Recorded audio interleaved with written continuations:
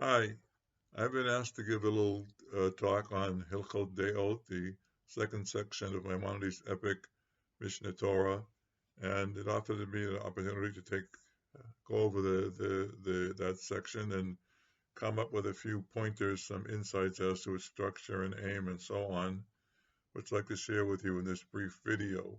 So Hilkhot De'ot is basically Maimonides' ethics, the ethics that he's included in his epic halachic work, which is a book of law, but law is in a much broader sense than we think of it today.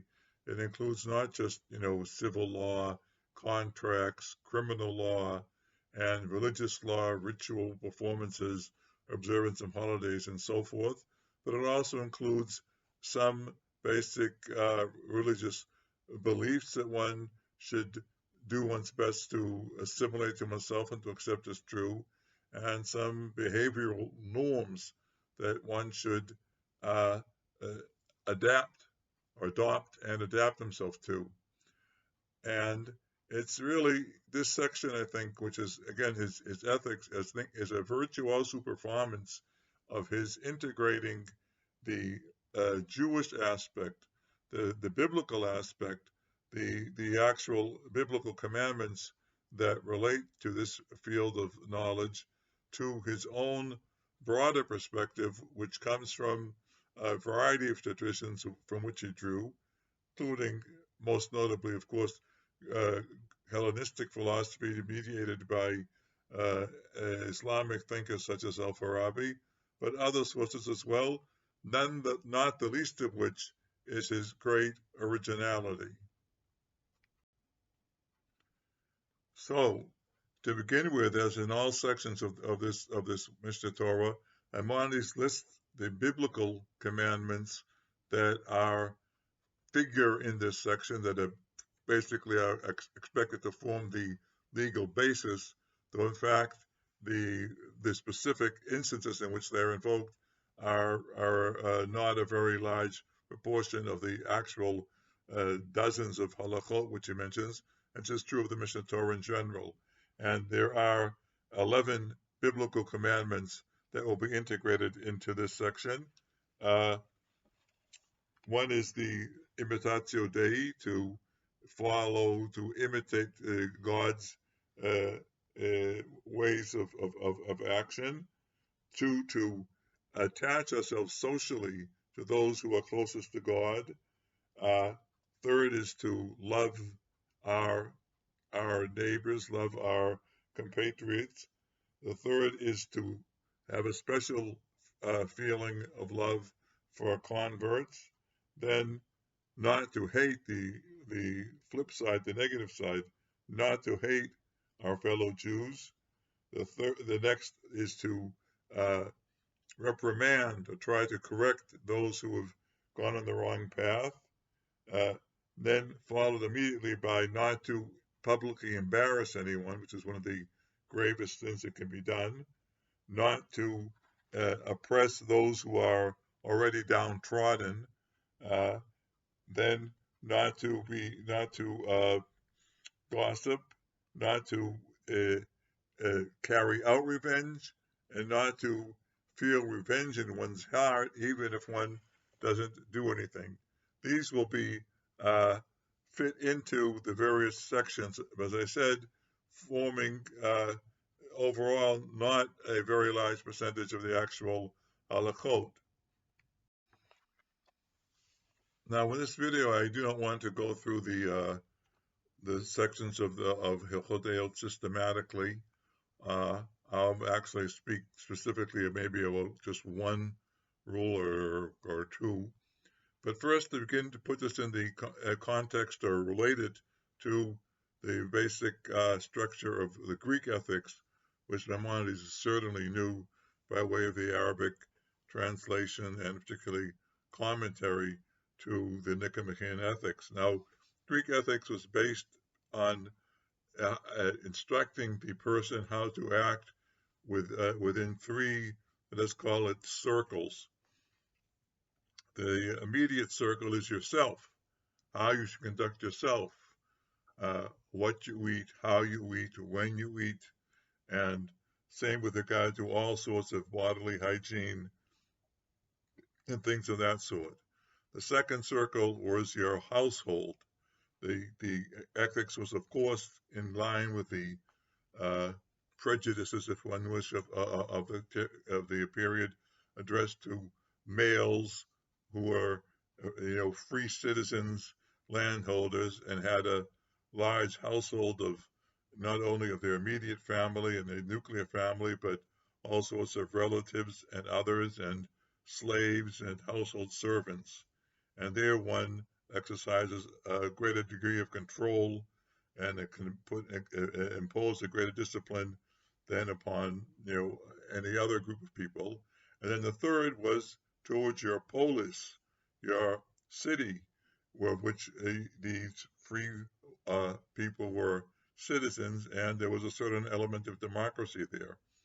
Now, Maimonides, here in this, in his Hilkhot De'ot, in his ethics, is basically turning to the individual and the individual's relationship to himself or herself, how one should conduct oneself in terms as bodily hygiene, lifestyle, what we call today, uh, uh, then how one deals with others, the people one comes in contact with, how one should relate to them, how one should not relate to them,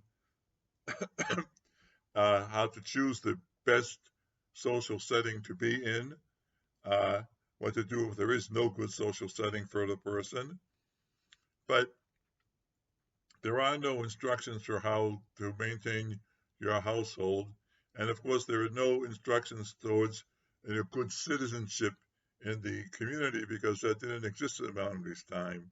His political theory comes into the fore at the very end of the Mishnah Torah in his Laws of the Kings, which I won't talk about today. And much of what he says here in terms of personal conduct, personal hygiene, and so forth are not drawn from rabbinic sources. Much of what he has to say about how one relates to others and how one relates to, chooses the best social setting does, but not all of it. Now, one would expect that Maimonides has in mind a certain ideal to which we should strive, and he does, and interestingly enough, it doesn't come at the beginning.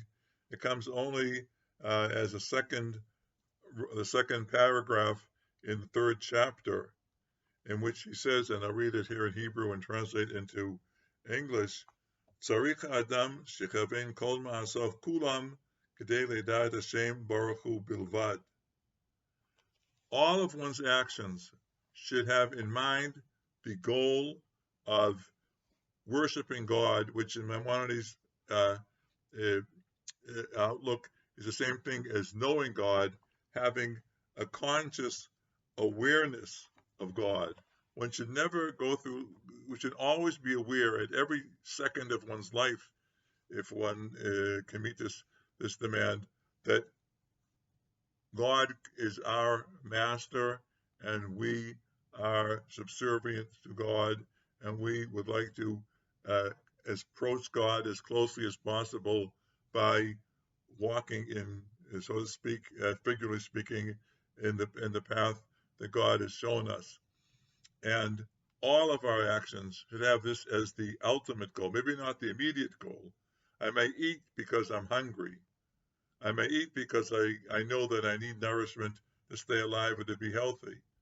But the ultimate goal is not to relieve my hunger pains or to nourish myself, but the ultimate goal is to be healthy enough and alert enough that I can have my mind focused on God at all times. Now, within this system, Maimonides addresses basically two categories of people, recognizing that there are great differences among people, some of which are innate, what he would call, and we still call, a hot temperament, someone with a tendency to get angry quickly, and someone who has a cold temperament who's apathetic, even not even reacting when someone steps on their toes or slaps them, uh, and some of which are ingrained from childhood or later on through conscious decisions on our part. And it's a delicate philosophical question just how much control one has to calibrate uh, these uh, these tendencies.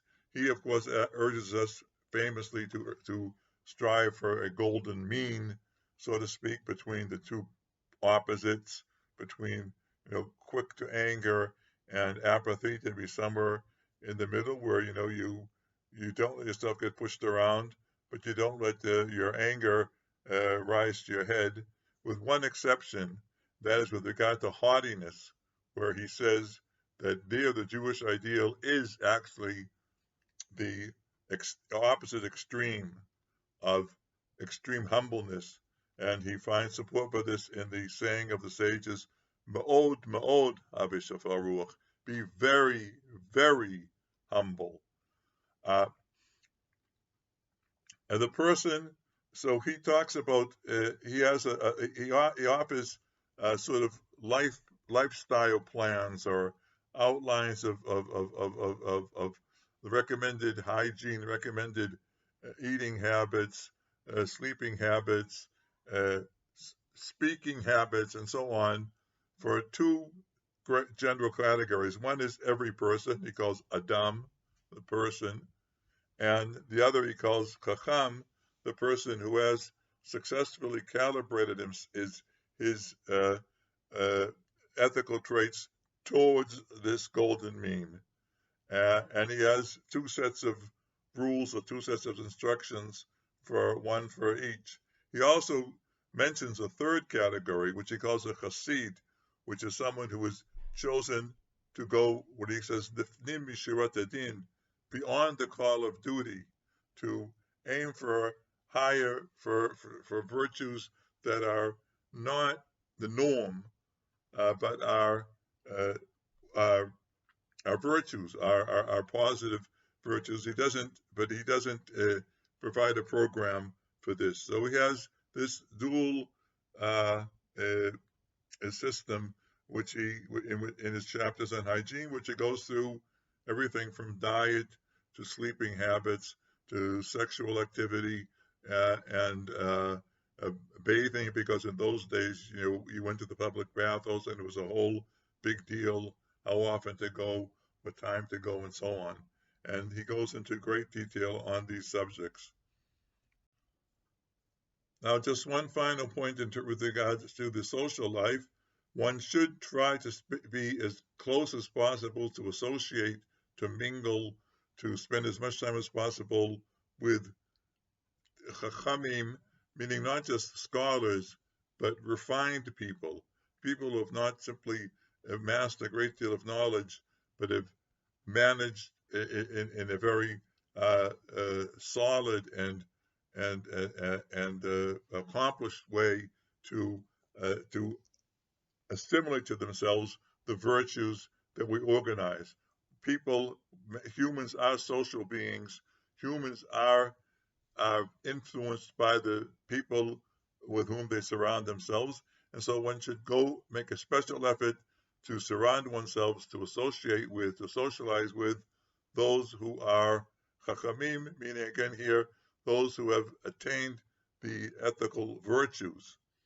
And then he has some ideas about if you live in a society which is corrupt, and if in that case, simply don't associate with anyone. So just stay at home. And if you can't even do that, then he says you may have no choice but to go out and live in the wilderness. But this is an extreme example which he would not recommend unless the circumstances were extreme. He doesn't talk at all about social trying to work to be a social justice warrior, trying to work to improve society. He does talk about, as I said at the very beginning, to reprimand, to try to help people who you see are on the wrong path or doing the wrong things on an individual basis to try and get them, if they will listen, which is always a big question, if they will listen, to get them on the right path. But if they won't listen, then you've done your part and you can't do any more. He has really no place at all for a person taking on the role of social reformer and trying to get the entire society onto a better track. Interesting, but that's the way it is. Anyway, these are just a few general pointers about this very interesting section. Again, a virtuoso performance of integrating biblical commandments, rabbinic sayings, rabbinic aphorisms, rabbinic statements relating to ethics with a more general theory of ethics that has come from quite a number of places, including Maimonides, is not just his philosophical studies, but his medical studies and his notions or understanding how much, for instance, diet can affect our mental status and our emotional status and our behavior, and his personal experience. And I hope that you find this interesting or useful in some way, and I'm very happy to hear in the comments if anyone has any questions or requests. Thank you very much.